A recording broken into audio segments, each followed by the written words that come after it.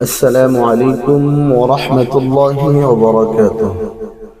সম্মানিত দর্শক, আজ আমরা আলোচনা করব তারাবির নামাজের পরে যে দোয়া করা হয় 4 রাকাত পর পর নামাজ পড়ার পরে যে দোয়া পড়া হয় এবং 20 রাকাত তারাবি শেষ করে যেই মোনাজাত করা হয় সে সম্পর্কে কোরআন এবং হাদিসের আলোকে, ইসলামী ফিকহের আলোকে এর বিধান কি সে সম্পর্কে।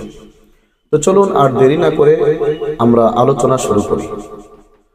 প্রথমত 4 রাকাত পর পর যে দোয়াটি পড়া হয় সুবহানাল মুলক ওয়াল মালাকুতি, এই দোয়াটি সম্পর্কে শরীয়তের বিধান কি।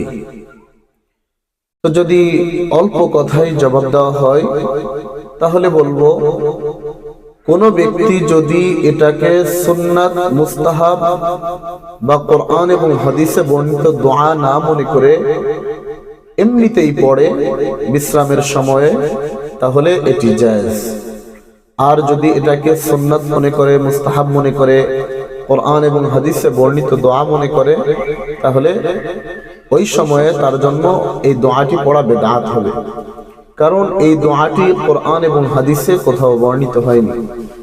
সুতরাং কোরআন এবং হাদিসে বর্ণিত দোয়া না মনে করে যদি শুধুমাত্র জায়েজ হিসেবে পড়তে চায় তাহলে পড়তে পারে।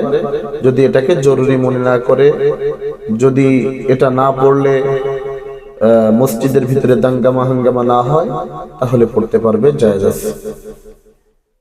আর দ্বিতীয় নম্বর, তারাবির নামাজের পরে যে মোনাজাত রয়েছে, اللهم إنا نسألك الجنة ونعوذ بك من النار يا خالق الجنة والنار برحمتك يا عزيز يا غفار يا كريم يا ستار يا رحيم يا جبار يا خالق يا بر اللهم أجرنا من النار يا مجير يا مجير يا مجير برحمتك يا أرحم الراحمين। এই মোনাজাত সম্পর্কেও একই কথা। এটি কোরআন এবং সুন্নাহে বর্ণিত কোনো মোনাজাত নয়, কোরআন এবং হাদিসে বর্ণিত কোনো মোনাজাত নয়, কোনো ফিকহের কিতাবেও এই মোনাজাত বর্ণিত হয়নি। সুতরাং এটাকে কেউ যদি সুন্নাত, মুস্তাহাব মনে না করে, হাদিসে বর্ণিত মোনাজাত বা দোয়া মনে না করে শুধুমাত্র জায়েজ হিসেবে মোনাজাত করতে চায়, তাহলে তার জন্য এটি জায়েজ হবে। কিন্তু আমাদের সমাজে বর্তমানে মুসলমানদের মধ্যে প্রচলন হয়ে গেছে 4 রাকাত পর পর এই দোয়াটা পড়া জরুরি মনে করা এবং 20 রাকাত তারাবি শেষে এই দোয়া দিয়েই মোনাজাত করা, এটি মুসলমানদের মধ্যে বেশ প্রসিদ্ধ হয়ে গেছে। সুতরাং উলামায়ে কেরামের প্রতি নিবেদন, প্রথমে মুসল্লিদেরকে বুঝিয়ে বলবেন যে এটি কোরআন এবং হাদিসে বর্ণিত কোনো দোয়া নয়, এটি অর্থ সুন্দর, এটি কোনো না কোনো বুজুর্গ আমল করেছেন, সেই হিসেবে যেহেতু অর্থ সুন্দর, কোনো ধরনের অর্থের ভিতরে কোনো ধরনের সমস্যা নেই, দোয়ার ভিতরে কোনো সমস্যা নেই, সেই হিসেবে হাদিসে বর্ণিত দোয়া মনে না করে, সুন্নাত মনে না করে, মুস্তাহাব মনে না করে পড়লে পড়তে পারবে। কিন্তু মাঝে মধ্যে এটা ছেড়ে দেওয়া ভালো, কারণ সবসময় এটি পড়তে থাকলে মুসল্লিদের মধ্যে এই ভাবনা চলে আসবে যে এটি পড়া জরুরি।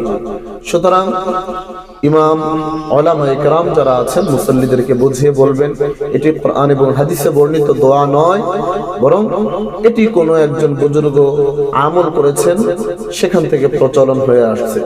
সুতরাং মাঝে মাঝে পরিত্যাগ করা এবং মুসল্লিদেরকে বুঝিয়ে বলে এটি থেকে মুসল্লিদেরকে সাবধান করে দেওয়া, এটা আমি জরুরি মনে করি। এই জন্য আমি সবার কাছে সবিনয় নিবেদন করব যে এ সকল ছোট্ট ছোট্ট বিষয় নিয়ে বাড়াবাড়ি না করে যেভাবে শরীয়তের বিধান বর্ণিত হয়েছে সেভাবে আমরা আমল করার জন্য চেষ্টা করব। পরবর্তীতে আবার দেখা হবে। আপনাদের যদি কোনো প্রশ্ন থাকে আমাদেরকে জানাবেন, আমরা আপনাদের প্রশ্নের জবাব নিয়ে পরবর্তীতে আবারও সাক্ষাৎ করব ইনশাআল্লাহ। আসসালামু আলাইকুম ওয়া রাহমাতুল্লাহি ওয়া বারাকাতুহু।